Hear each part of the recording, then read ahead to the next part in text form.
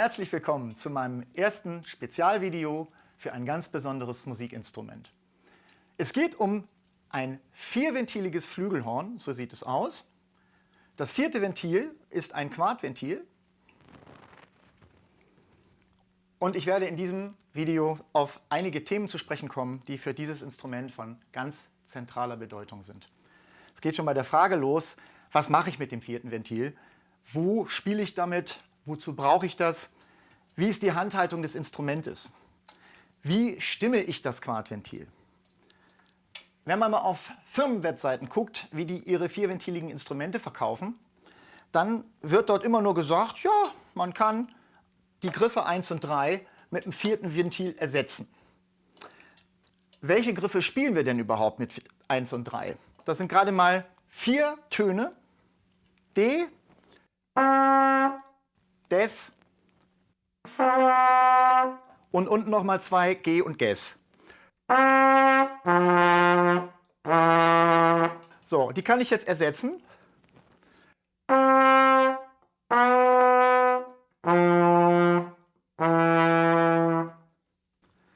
Aber wenn man nun meint, ich brauche für 4 Töne ein eigenes Ventil, dann ist das Geldverschwendung. Denn das kostet mindestens 1000 € extra und dafür lohnt es sich nicht, ein vierventiliges Flügelhorn zu kaufen. Nein, es gibt viel mehr Gründe, warum man mit dem vierten Ventil an einem Flügelhorn spielen sollte.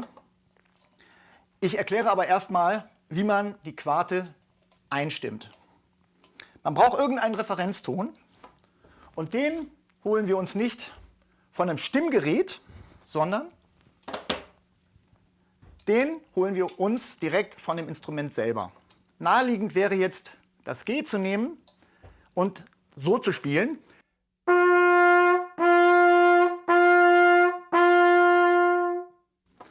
Dieser Ton ist aber aus akustischen Gründen nicht geeignet, das Quartventil zu stimmen. Man greift das erste Ventil, spielt das D und auf diesem D wird das Quartventil gestimmt, je nachdem, wie die Konstruktion gerade ist. Das klingt dann so.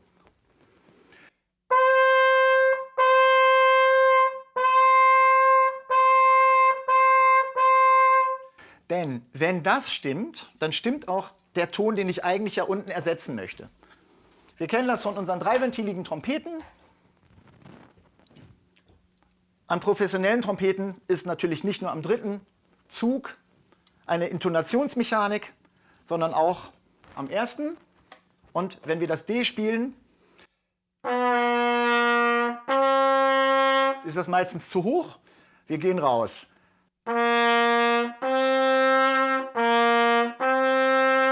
Das machen wir nach Gehör. So, und dieses nach Gehör, das haben wir jetzt hier auch beim vierten Ventil, beim Flügelhorn erreicht.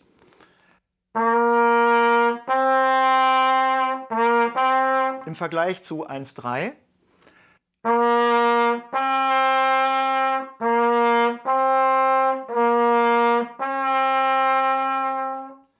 Und jetzt kann man schon sehen, was ich angesprochen habe zu Beginn dieses Videos.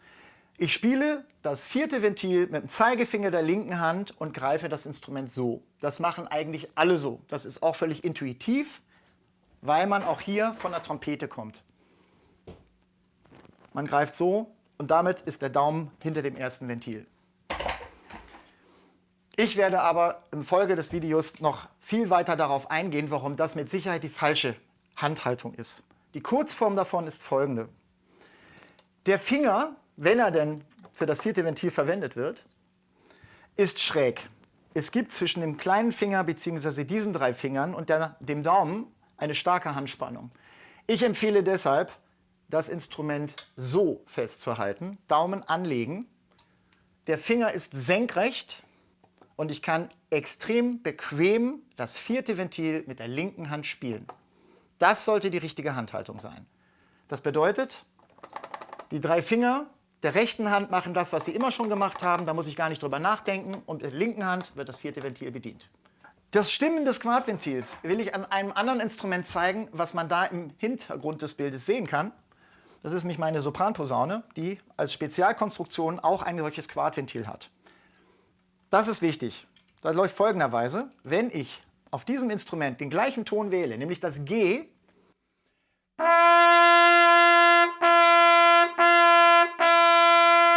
ja, dann müsste der Rohrbogen ganz drin sein, damit ich eine reine Prime erreiche. Das klingt dann so.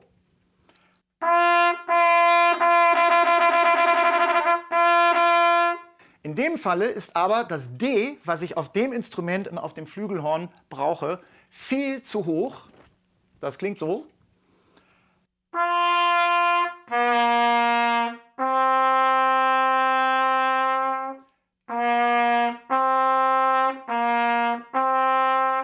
Und deswegen ziehe ich hier das Ventilrohr so weit raus, dann klingt das so.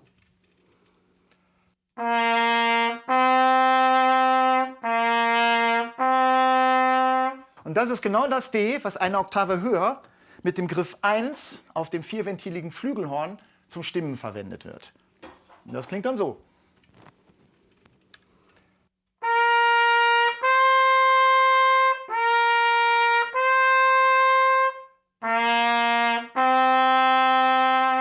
Ja, man kann also an diesem Instrument viel besser sehen, was man sonst mit geübtem Ohr nur hören kann, dass hier etwa 1 Zentimeter das Rohr rausgezogen werden muss, damit ich eine saubere Quarte habe, mit der ich dann unten das D auch spielen kann.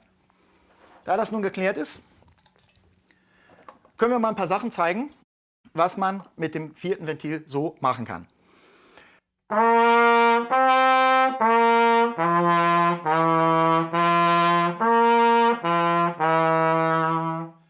Ich sprach schon an, dass die Firmen in ihren Webseiten allesamt der Meinung sind, man ersetzt halt 1 und 3 mit 4. Das ist, wie ich schon sagte, viel zu kurz gedacht. Das Quartventil erleichtert das Spielen in noch tieferen Registern bis zum Bassregister. Ich muss ganz dringend auf einen Denkfehler hinweisen. Man glaubt gerne, und ich habe den Fehler auch gedacht, man greift einfach nur das vierte Ventil und transponiert das ganze Instrument eine Quarte runter. Das ist falsch. Das liegt daran, dass das hier ein Rohrverhältnis ist, das sich auf die Grundröhre ohne Ventile bezieht. Wenn ich das Ventil drücke und dann die anderen Griffe benutze, verkürzt sich das Verhältnis des Rohres immer weiter, sodass wir am Ende keine Quarte mehr haben, sondern eine große Terz. Also wir transponieren nicht das Instrument mit dem Quartventil, sondern wir müssen neue Griffe lernen. Da komme ich gleich noch drauf zu sprechen. Jetzt mache ich erstmal vor, wie sich das anhört, wenn ich die Quarte mit den Standardgriffen in einem tiefen Register der Trompete spiele.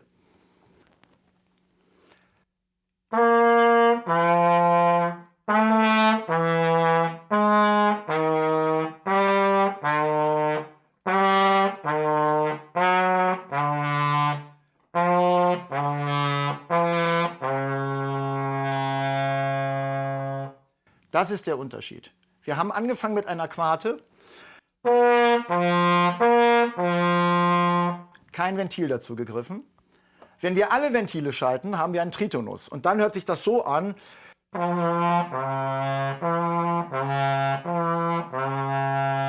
Und aus der Quarte ist eine große Terz geworden. Wir müssen also wirklich aufpassen. Wir können nicht glauben, das Quartventil transponiert das Instrument. Wir sind in der Lage, mit jedem Flügelhorn die Bassoktave zu spielen. Das klingt so.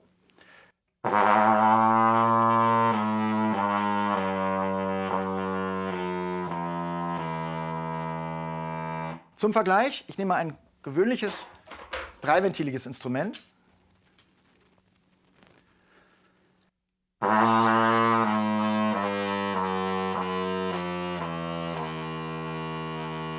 Also alle Griffe, auch der, den kennt man ja als Trompeter, die ich jetzt schon kenne und im Bass spiele, ermöglichen uns gerade mal 7 Töne. 7. Und dafür hat bisher natürlich niemand die Basstöne spielen müssen oder lernen müssen, weil was macht man mit 7 Tönen in der Musik? Eigentlich nichts. So, und das ändert sich jetzt mit dem vierten Ventil am Flügelhorn mit dem Quartventil dran. Das Quartventil erleichtert uns also und ermöglicht erst Töne, die man vorher überhaupt nicht auf dem Flügelhorn spielen konnte. Das klingt dann im Bass so.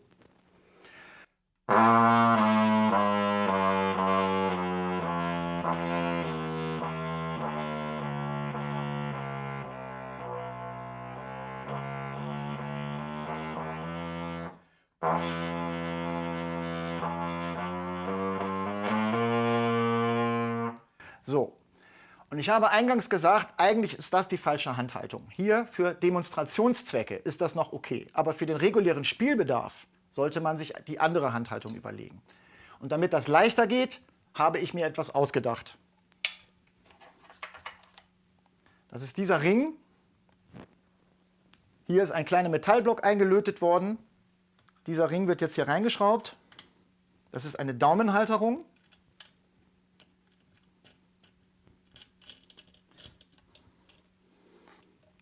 Und jetzt kann ich an diesem Daumenring das Instrument einfach nur aufhängen.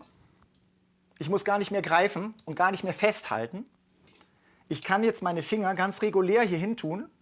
Das Gewicht lastet im Wesentlichen jetzt hier auf dem Daumen. Ich stütze mit den 3 Fingern das Instrument nur noch, habe meinen Finger senkrecht und kann ganz normal weiterspielen, das Instrument komplett mit der linken Hand halten und gleichzeitig weiterhin die gewohnten Griffe von der Trompete her benutzen. So, das ist meine dringende Empfehlung. Kurz zu diesem Ring. Ich habe mich mal bei einem Ingenieur erkundigt. Ja, das ist ein Patent. Also es hat Patentwürdigkeit. Der Punkt ist nur, das kostet 2.000 bis 3.000 Euro.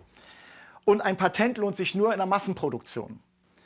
Ein Hersteller eines 4-ventiligen Flügelhorns, der verkauft vielleicht in 2 Jahren ein Instrument oder in 3 Jahren 2 oder irgendwie so. Also die Stückzahl geht nicht in die Hunderte von allen Herstellern, die derzeit noch ein Flügelhorn mit 4 Ventilen herstellen. Also es lohnt sich überhaupt nicht, da ein Patent anzumelden. Deswegen sage ich mal, veröffentliche ich hier meine patentwürdige Erfindung für alle. Man möge sich das nachbasteln, weil es wirklich eine gute, sehr, sehr gute Erleichterung ist für die Haltung des Zeigefingers der linken Hand, damit man hier eine ganz entspannte, lockere Haltung hat und nicht mehr so greifen muss. So, und dann kann man wunderbar, entspannt und locker spielen. Es gibt noch andere Modifikationen, die sind ein eigenes Video wert, die erkläre ich dann später mal. So, jetzt kommen wir mal zu einem Problem bei dem Instrument. Wir glauben, ja, jetzt können wir ja im Bass wunderbar schön spielen. Wir können allerdings auch in der darüberliegenden Oktave, das ist ja dann rechnerisch die zweite, auch noch die Töne ergänzen, die nach unten bei der Trompete fehlen. Ich mache das mal vor.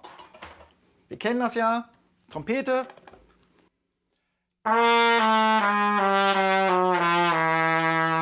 Und dann ist Ende.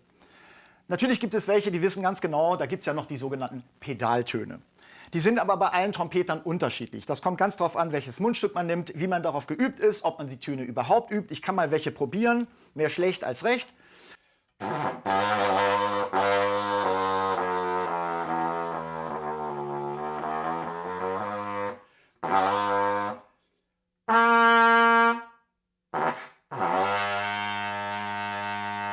Also, es ist keine Oktave.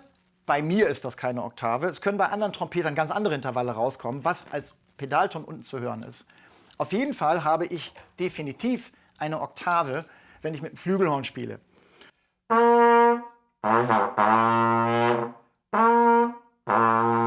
So, und zwischen der Oktave, die ich als Grundton im Flügelhorn habe, und dem tiefsten Ton der Trompete, kann ich jetzt mit dem Quartventil auch noch weiter Töne auffüllen. Das klingt so. Falsche Oktave. Und jetzt geht's weiter.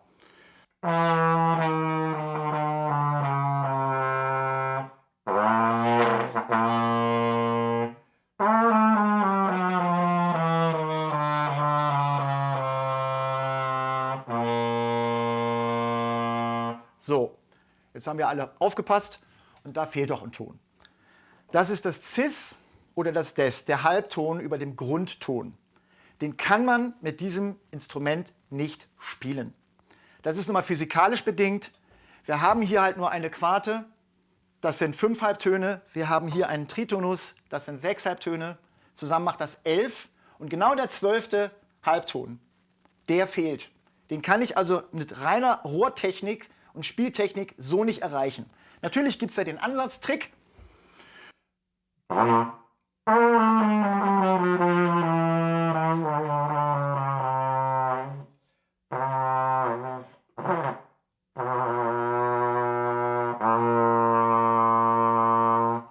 man schon sehen und hören konnte, das ist äußerst problematisch. Deswegen sage ich dazu Problembereich. Nicht nur für den Ton, die Ansprache ist schlecht, das Anstoßen ist damit auch schlecht. Ich habe keinen regulären Griff dafür. Ich muss den Ton von oben nach unten runterziehen. Ich kann nicht von unten nach oben den Ton anspielen.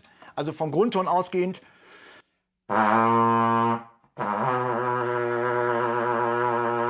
Man wird kaum ein besseres Ergebnis erreichen können.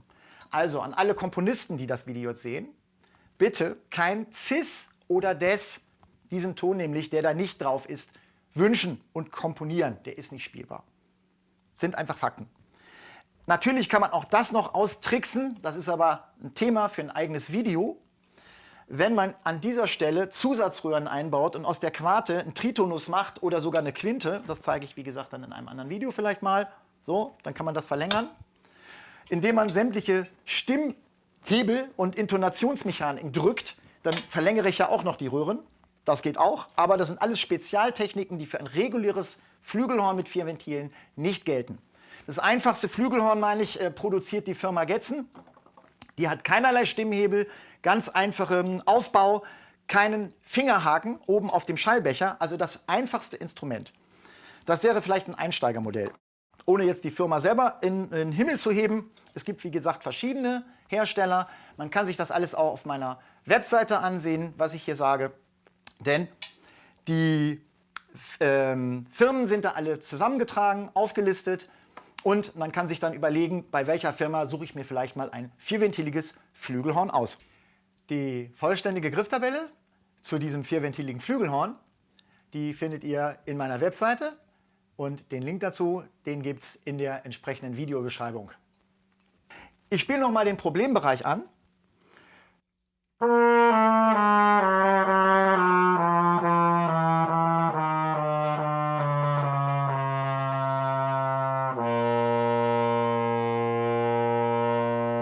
Und zum Vergleich noch mal die Basslage.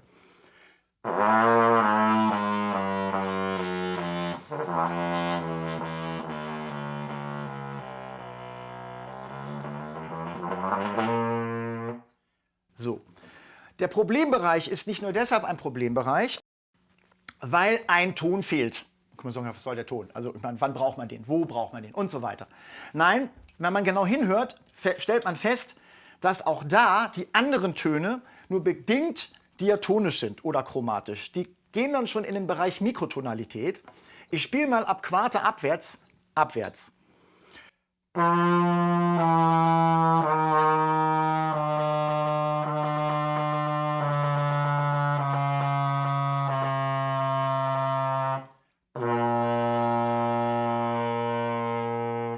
Das ist auch der Physik des Instruments geschuldet. Ich darf jetzt nicht erwarten, dass ich beim Niederdrücken der regulären Ventilgriffe auch immer wieder einen Halbton runterkomme. Das liegt daran, dass ich bei dem Instrument die Grundröhre immer länger mache und alle Röhren ein optimiertes Längenverhältnis haben zur Grundröhre. Das bedeutet, die sind so abgestimmt, dass ich davon ausgehen darf, immer wenn ich 2 drücke, habe ich einen Halbton tiefer. Immer wenn ich 1 drücke, habe ich einen Ganzton tiefer und so weiter. Nur dieses Verhältnis wird ja abhängig von der Grundröhre immer länger. Ich kann das Verhältnis nur begrenzt verändern. Wie gesagt, durch Stimmhebel und solche Tricks. Aber ab dem Bereich fängt es an, schwierig zu werden. Im Bassbereich, ich habe ihn schon gespielt, funktioniert das wieder mit den regulären Griffen, nicht aber oberhalb des ersten Naturtons, nämlich dem hier. Ich spiele es jetzt nochmal vor, die Grundgriffe im Bassbereich.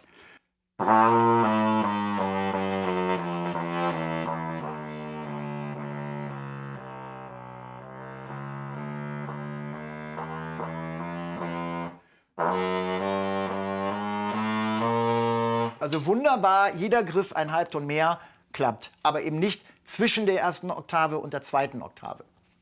So, das ist halt eine Tatsache, mit der man leben muss.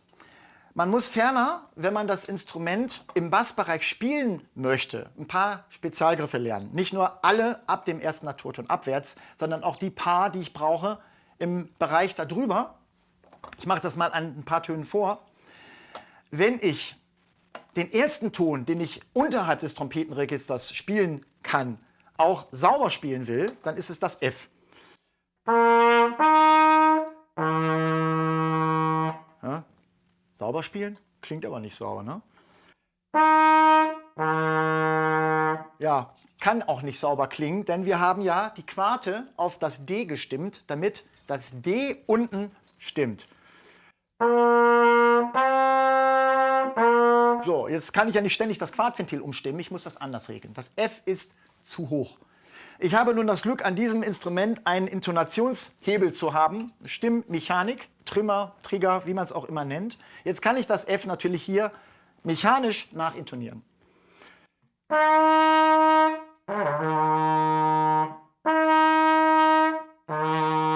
Dann stimmt das. Aber es gibt dann noch die paar anderen Töne und da helfen dann Spezialgriffe, da nützt mir der Trimmer gar nichts mehr. Die mache ich vor. Gehen wir also einen Halbton tiefer, spielen das E. Aha, ich sagte schon anfangs des Videos, das Quartventil ist kein Transpositionsventil. Ich versenke nicht sozusagen das Instrument in die Tiefe, sondern ich muss neue Griffe wählen. Da ich die kenne, spiele ich die vor.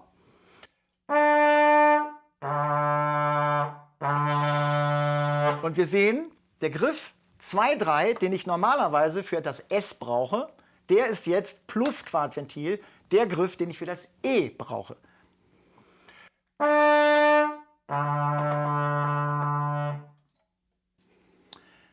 Wenn ich weitere Töne darunter spielen möchte, muss ich mir weitere Hilfsgriffe überlegen. Die sind dann so.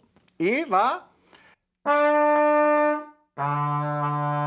Jetzt kommt das D. Das greife ich ja jetzt, weil ich das Quartventil habe, nicht mehr mit 1-3. Selbst wenn ich Stimmtrimmer hätte, greife ich es grundsätzlich nicht mehr mit 1-3. Dafür habe ich ja das Quartventil.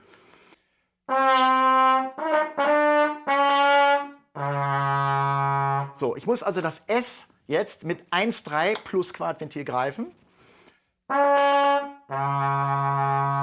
Ja, und das D, das greife ich jetzt 1, 2, 3 plus Quarte.